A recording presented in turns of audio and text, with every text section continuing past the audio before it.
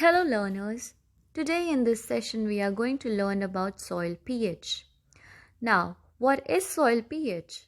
It is considered the single most important chemical property of soil because it affects plant growth and nutrient availability in many different and complex ways.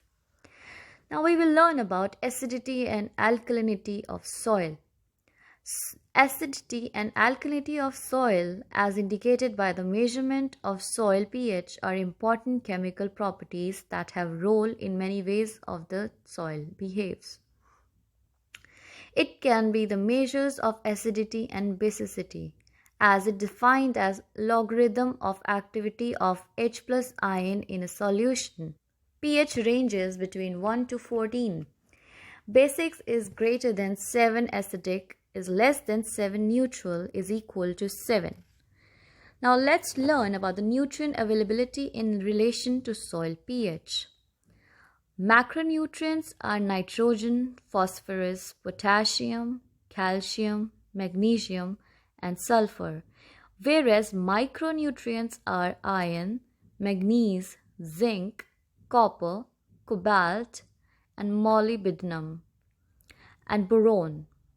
Both macro and micronutrients availability are affected by soil pH.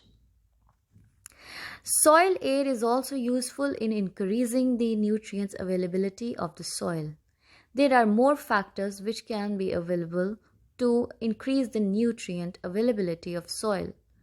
These are by breaking down the insoluble minerals into soluble salts, by decomposing plants and animals' remains, and by bringing about nitrifying and nitrogen-fixing processes of bacteria.